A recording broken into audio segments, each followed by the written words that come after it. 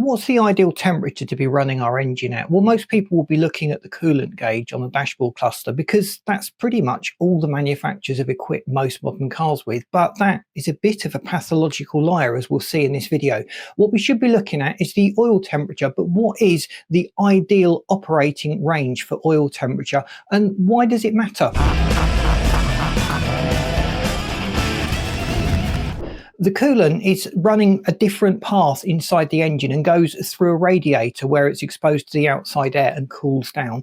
Engine oil is generally not cooled. It reaches an optimum temperature and sits there. Now, the path these two fluids take is very different. With the coolant, it's trapped in the engine until the engine gets up to temperature because you're going to prolong that warm-up cycle if it's starting to flow through the radiator and the temperature is starting to drop. You want the engine to warm up as quickly as possible. And that's really the primary reason why the coolant temperature gauge is not an accurate thing to go on. But the coolant temperature will also fluctuate with driving, and a lot of manufacturers have fixed the dial that you see and it's locked around a very close range in the middle. In reality, it should fluctuate quite a bit with heavy driving and light driving, but the reality is most drivers just see it sitting at the middle, and it's only when the needle starts moving up into the red that you start to realize something is wrong, and often that is potentially too late. You may well have started to see the cylinder head warping, the head gasket may have degraded, and other components in the engine could be struggling because of this excessive heat buildup. Now, the oil temperature gives a much more accurate picture. It sits in the engine, it circulates around the engine,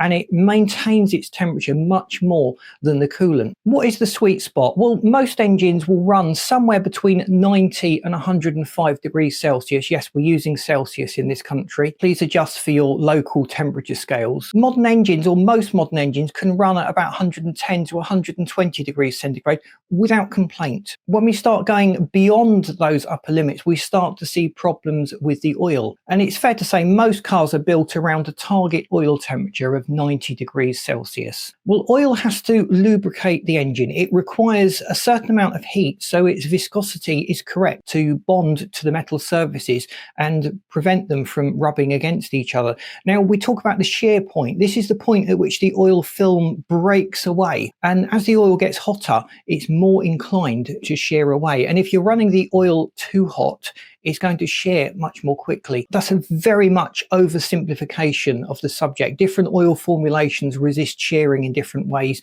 The additive packages that they put into the oil also helps to protect the engine and cause the oil to form a better protective coating than the raw oil would have done on its own. But you also want the oil to get hot enough so that the moisture that collects in the oil and the unburnt fuel that drops into the oil, particularly from the cold starts, gets an opportunity to warm up and boil off. If the oil is not getting up to temperature, it's just going to collect all of this debris and it's going to degrade, and that stuff flowing around the engine is going to be 90% oil and 10% vapors, byproducts of the combustion process, and even fuel, and that's going to cause long-term wear and tear on the car.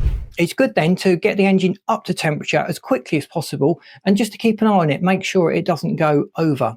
We said at the outset that most cars only have a temperature gauge relating to the coolant fluid flowing around the car. Now, most modern Volkswagen Group cars, for example, so that includes Seat, Skoda and Audi and a lot of other brands, have an option inside the ECU to monitor the oil temperature. It's one of those figures the engine computer needs in order to make sure that everything is running smoothly inside the engine. And the fact that that is logged somewhere means you can typically tweak it to display that figure. If you've got an older model with something called a Climatronic, there was a little fix that you could do that would open up a menu giving you access to some of these hidden parameters. If you hold the recirculation button with the upward facing vent button simultaneously, it opens up this menu and you can scroll through live values like oil temperature, battery voltage and coolant temperature. From about the Mark 7 Volkswagen Golf, cars that were built on the MQB platform, you need a diagnostic tool like VCDS or the OBD11, and they can unlock this in the dashboard. As you scroll through the dashboard display, you actually get an option where you can display the oil temperature, and that is jolly useful if you're a driver worried about the long-term reliability of your car, even if just to build up a picture of how quickly it warms up. Let me know in the comments how quickly your car takes to warm up the coolant and the engine oil. In my car, an A3 1.4 TFSI, it's a hybrid. It rarely goes above 70 degrees in most driving because it's a hybrid. We're going to talk about that later. But generally it takes about 15 to 20 minutes of driving before that temperature gauge settles. The oil temperature really does take that much longer to warm up, whereas the coolant temperature would typically show that I was up to temperature within about 5 miles, 5 or 10 minutes of driving. From 2020 onwards, the MQB and MEB platform cars have this already built in. You might need to fiddle around with the dashboard. In my car, I'll just show you quickly. You go to the conventional dashboard display. You need to minimize the display, because if it's not minimized, you won't see the oil temperature. And you just cycle through, and there it is, the oil temperature display.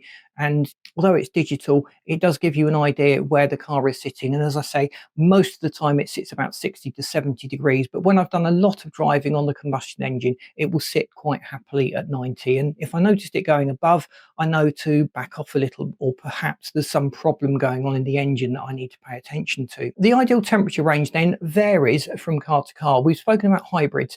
They work differently because you're running on the electric motor and the combustion engine.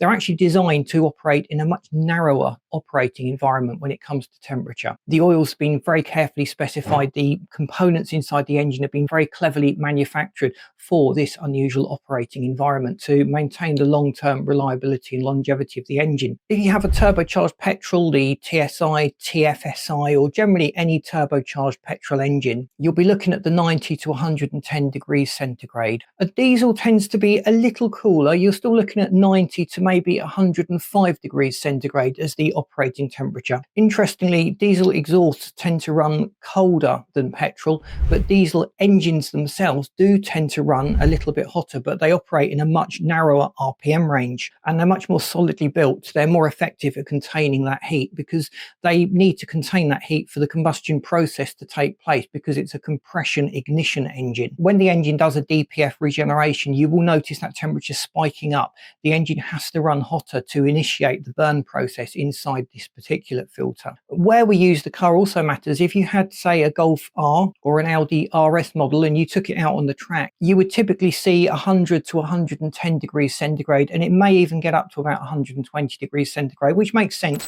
You're working the engine a lot harder, and track work tends to be fairly limited. You're not running for hours and hours and hours on the track. You'll run out of fuel at those speeds. So the engine gets an opportunity to burn, perform, and then cool down again. It's on some models like this that you do extensive track day work, or you're doing a lot of towing. It makes sense to add an oil cooler, and that just helps to maintain the oil's baseline. If you start to see these spikes above 110, it's worth thinking about getting an oil cooler just to bring it down a bit and keep that baseline round about the 90 to 110 mark. I should also mention the air-cooled classics. A lot of Beetle drivers and other classic cars do not have a coolant temperature at all because there's no coolant. It relies on fins on the engine block and around the oil reservoir to maintain the temperature. It's usually got some kind of fan mechanism built in or close to those fins to pull fresh air over them. And it's really critical on those to keep an eye on the oil temperature, because it's very easy for it to run away with itself, particularly if you're sitting in traffic and there's not sufficient airflow going through the engine. And you often get that with rear mounted engines. That can be a bit of a problem. Mineral oil starts to break down and oxidize at about 115 degrees centigrade. This can affect pressure, it can encourage varnish and sludge buildup in the oil, and switching to a full synthetic will give you a wider operating window. Most full synthetics tolerate quite happily 150 degrees centigrade, but even above that you start to see the oil oxidizing and reducing in quality and being more likely to shear, giving up its protection of the engine. The bottom line then is, if we don't have an oil temperature gauge, it really is useful if we can add one to our car. You can get kits for older cars that take a feed off of the oil filter usually and give you a live readout of the temperature gauge. Most modern engines can also be hacked to unlock the digital display in the OBD2 port. You may have some kind of diagnostic tool you can plug in that will give you a live oil temperature readout. They're very useful. They can tell you if the engine is operating normally or if you're likely to hit a potential problem in the future where you see it spiking up. The oil is a critical component in the engine. It does have an ideal operating range, and it's good to get it into that operating range as soon as we can and to maintain that operating temperature. The actual requirements will vary a little bit according to the oil that has been specified and the type of vehicle that we're using it in, but I'm hoping this video has given you the information you need to make informed decisions and just keep an eye on the longevity of your car. Please boot the like button. That does help us to get out there. If you're not subscribed, and a lot of you aren't, please subscribe to this channel. And I've lined up this video and this playlist just to help you to get the best long-term reliability from your car and make sure you don't have any unnecessary expensive repair bills. Thanks for watching. See you in these next videos.